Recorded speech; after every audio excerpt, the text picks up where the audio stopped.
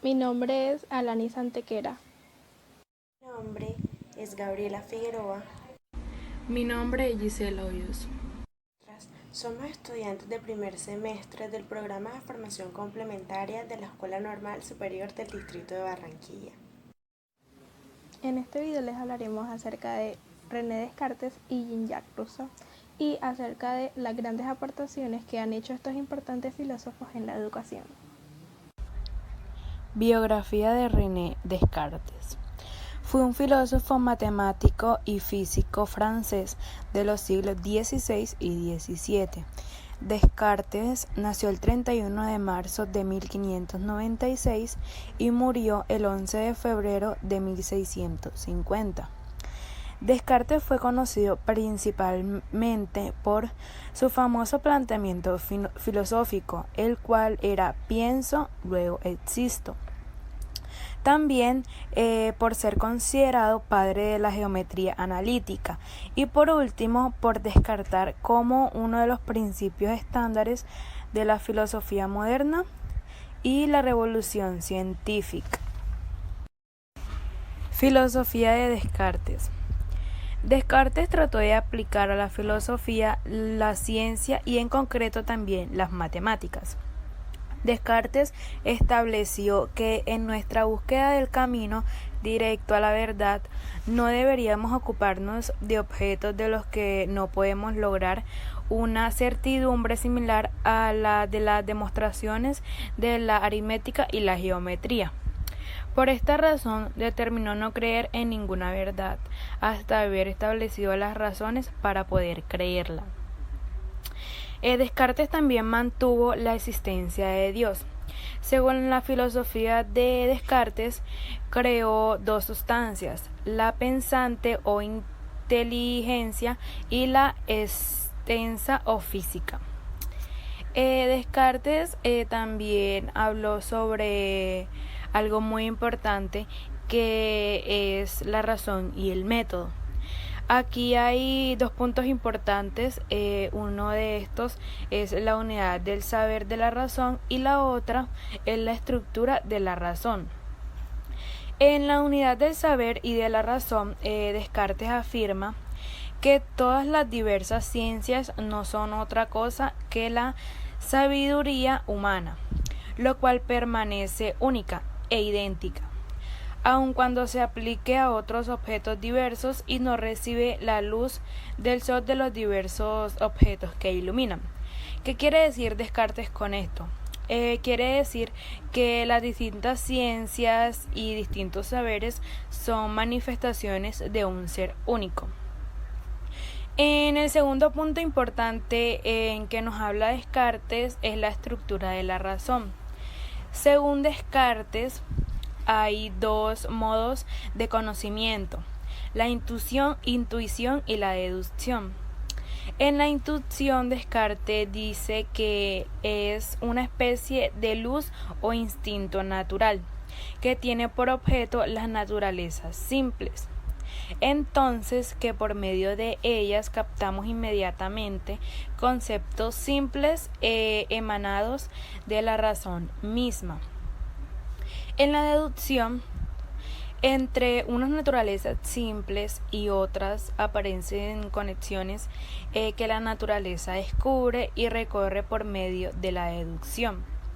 La deducción, por más que se prolongue en largas cadenas de razonamientos, no es en último término sino una sección de intuiciones de naturalezas simples y la conexión entre ellas.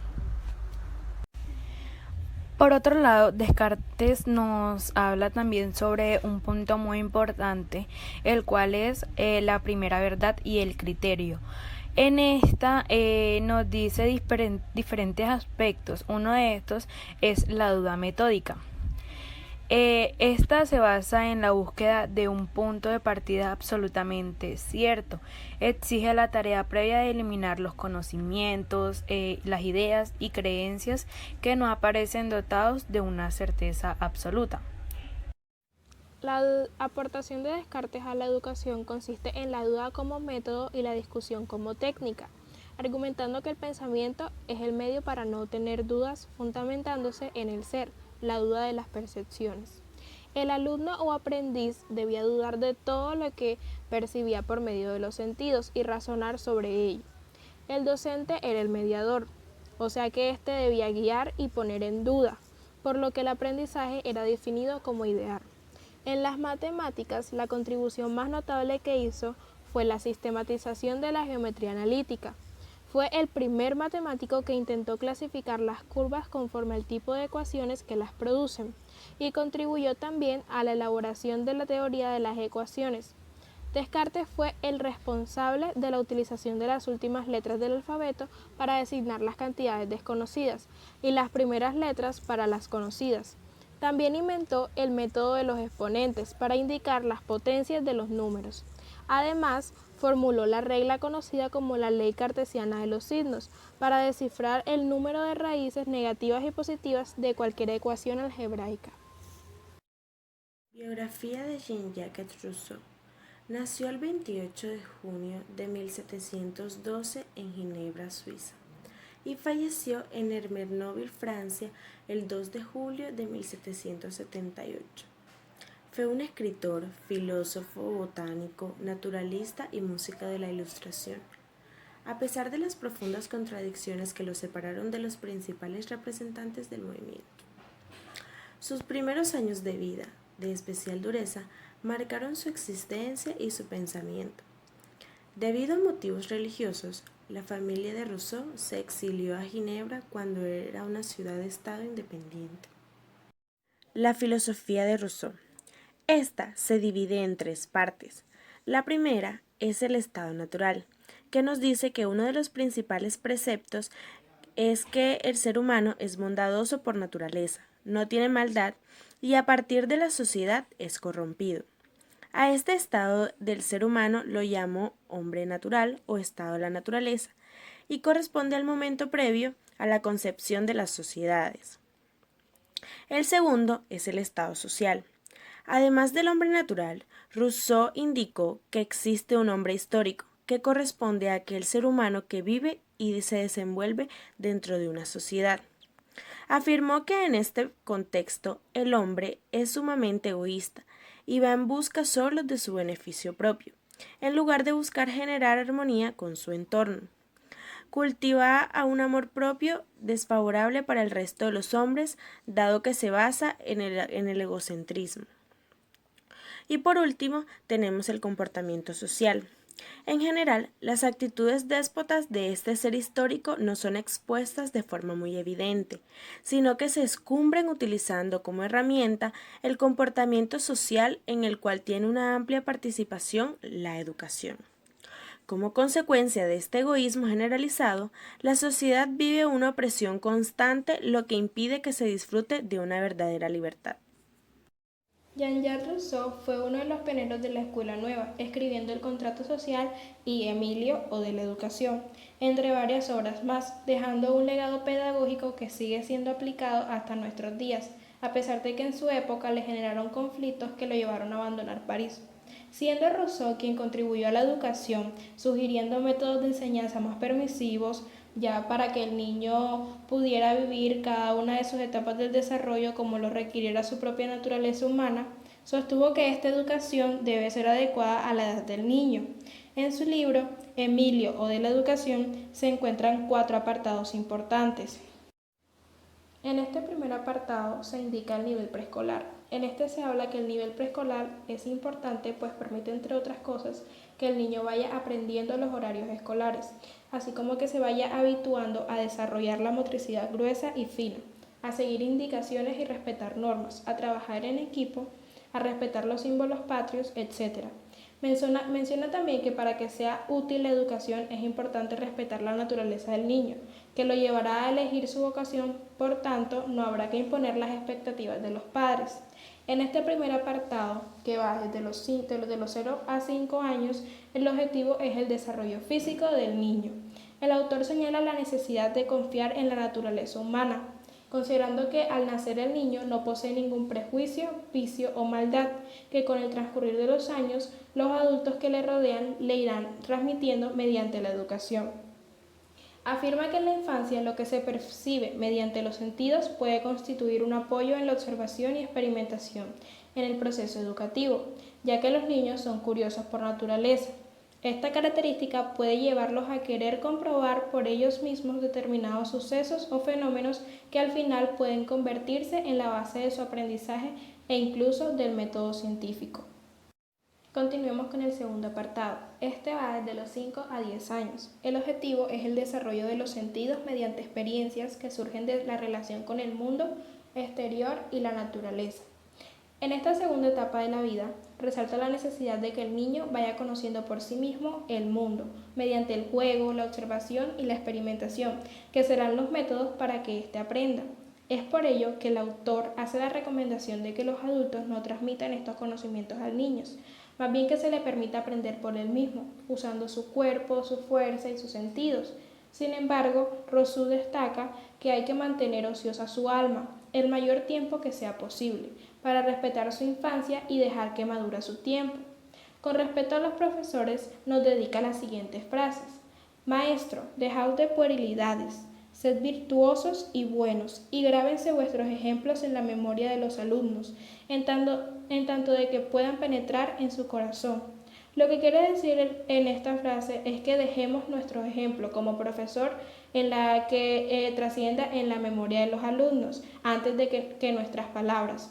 Por tanto, es de vital importancia actuar congruentemente para trascender en nuestros niños y jóvenes, fomentando así hábitos, actitudes y valores favorables para la humanidad, para que a determinada edad los jóvenes puedan discernirlas y tomar la decisión que ellos consideren conveniente. En el apartado número 3, Rousseau inicia hablando que a los 11 a 15 años del niño el objetivo es el desarrollo de la vida intelectual. El niño va desarrollando rápidamente sus fuerzas, pero en relación a la inteligencia hay límites, ya que no se puede saber todo, ni siquiera se puede dominar un tema por completo, por lo que importa es que se aprenda lo que realmente es útil, de tal manera que el adolescente seleccione de todo lo que aprende solo lo que utilizará en algún momento de su vida. Para llegar a ello, debemos buscar las estrategias que le permitan al alumno estar atento a los fenómenos de la naturaleza, para fomentar su curiosidad nata, su capacidad inventiva, permitiendo que él resuelva las problemáticas y situaciones que se le vayan presentando.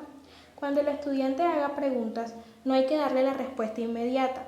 Más bien, hay que dejarlo que piense, que las descubra o invente por él mismo, aun cuando requiera varios días para saciar sus inquietudes. De esta manera se promoverá la afición por las ciencias. Y por último, en el apartado número 4, en la etapa de 15 a 20 años, el objetivo es el desarrollo de la vida moral y religiosa. Rousseau pone interés en informar que el corazón de los jóvenes empieza a rendir sus primeros frutos de humanidad, al manifestar una actitud amistosa hacia su especie, para lo cual los profesores deberán hacerle ver que existen personas que han pasado por experiencias difíciles, como las que él ha padecido, de tal forma que pueda ser sensible al dolor de los demás, dejando de lado sus emociones para ser empático con los demás.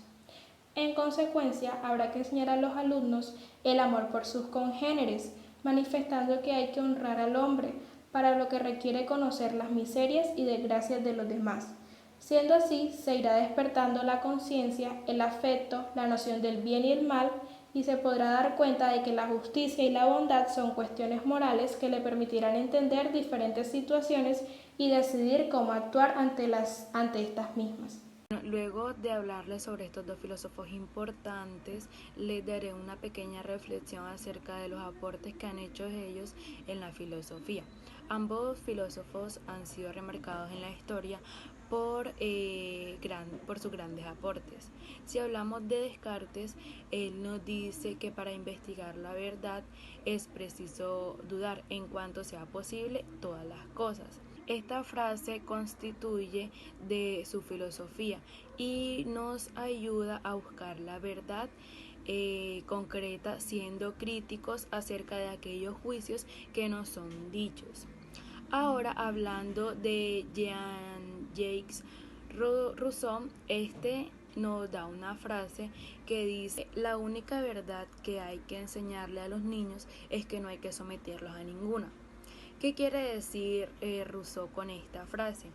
Es que la autonomía durante la infancia es esencial para un correcto desarrollo del niño, que los niños deben tener un aprendizaje adecuado para que así puedan desarrollarse en un futuro.